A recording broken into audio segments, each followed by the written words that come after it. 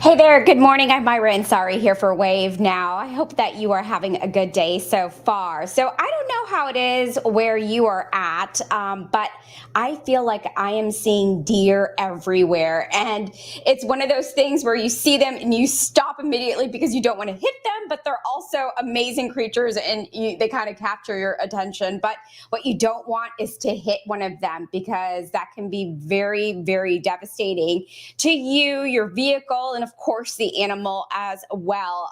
Hey, if you have ever hit a deer while driving, feel free to share your story with us here on social media. Tell us what happened. How bad was it? What did you end up doing? It can be pretty traumatic for a lot of folks when they go through something like that. AAA is joining us today, Linda Lambert, and she's talking to us about how we are in that time of year right now where deer collisions are happening more. We're talking about the months of October, November, December. Those are peak times, right, Linda? Correct. And now you'll see deer on the side of the road. You might see them in your yard. I took the dog out last night, and there were 6 deer lying in my neighbor's yard. So, I Ooh. mean, they're everywhere right now, and they are fascinating to watch, but they can be extremely damaging to your vehicle and to you, because when you hit something that large, especially if you're going at a higher rate of speed, it can do some serious damage. Why are we seeing more of them right now? Is it because of the weather? Is it because, our daylight hours are shifting a little bit right now? And what part of the day do most of these crashes happen more? Well, the reason we're seeing more right now is because it's the rutting season, and I'm not going to go into great detail about that, but they're more prevalent early in the morning and late at night. So between 5 a.m. and 8 a.m., and then between 5 p.m. and 8 p.m. What happens during those hours? We're all commuting to and from work. So there are more cars on the road. The days are getting shorter. It gets dark earlier. We're about to end daylight saving time. So there's a lot of factors that come into play. But those hours in the morning and in the evening are when you want to be hyper vigilant, because that's when you're more likely to see deer cross your path. You all shared a statistic with us that was pretty eye opening. In 2021, there were more than 2,980 deer related crashes in Kentucky, according to data from the Kentucky Office of Highway Safety, but also from the National Highway Traffic Safety Administration. There are about 1 million car accidents with deer each year. And this is so sad that actually kill American drivers, that cause more than 10,000 personal injuries and result in $1 billion in vehicle damage. I mean, the worst of it is if you hit a deer and you lose your life, you lose a loved one from something like that. 200 people. 200 people lost their lives in the latest NHTSA statistics in collisions with deer. And most of the time, hopefully, they can be prevented if you will just pay attention. We stress the dangers of distracted driving. And this is another instance where if you're paying attention, you hopefully will have time to react and avoid a crash. A lot of times they just kind of bolt out of nowhere, right? The reaction time, you don't have that much time to like brake. Should you brake? Should you just keep driving? Do you have any advice for drivers? Sure, there's several things that you can do. First of all, pay attention to those road signs. You see those triangular signs with the deer. That means they've been spotted enough in that area that the transportation department felt the need to put up a sign. So pay attention to those road signs. Keep focused on the road. And AAA, we try to pound this theme every time we're talking about traffic safety.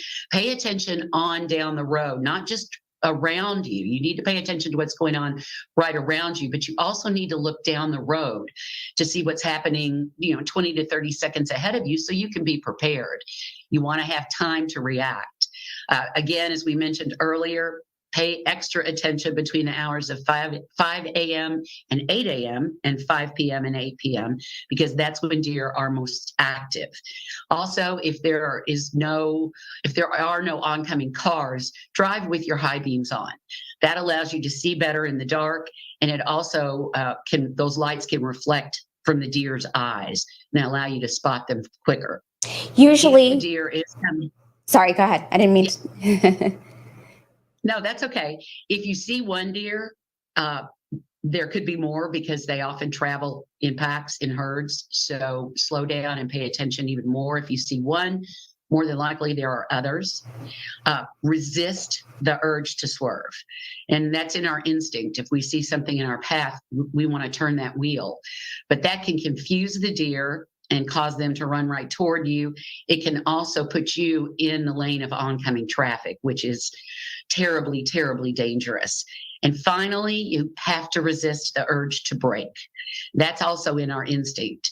But if a deer is in front of you and you brake hard and you hit it, that can pull the front of your car down and the deer can travel up over the hood and strike your windshield, injuring both you and obviously the animal. So resist the urge to brake. Okay, you answered the question I was about to ask you, because oftentimes you are absolutely right, Linda. You see one and you see the others kind of hopping along right along after them. They are not alone. The whole family's along with them. You mentioned not braking. You're right, because that's what I immediately would want to do. Just like when we talk about driving in weather related conditions, how to do that. And that's why we're talking to you today, Linda, because having these yearly conversations is always important, because you think you know what to do until you're in that situation. And we kind of forget in that moment of panic, right? We do. And because you do panic, you get that adrenaline rush and you're afraid and your instincts take over. And it's really important to stay focused and try not to react in a way that's going to make the situation even worse. We have statistics through AAA Insurance that the average claim for a deer strike in 2022 was $5,600. And that's $600 more than the year before. So it can be very costly. Check your insurance coverage, because you have collision. Well, that's great. That covers if you hit a mailbox, a tree, some sort of object. But you need comprehensive coverage, because that will cover you if you hit a deer, an animal. So you want to have that extra coverage. It may cost a little bit more on your premium, but that $5,600 repair job will also cost you.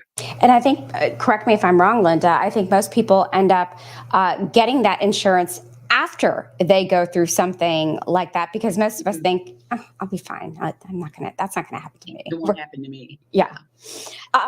You all also have,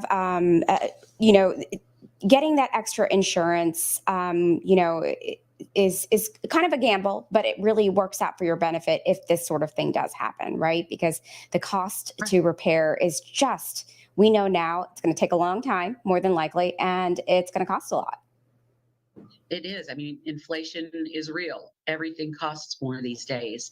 And even though adding that comprehensive coverage to your insurance plan might raise your rate a little bit, it will more than pay for itself if you have crash with an animal. Okay.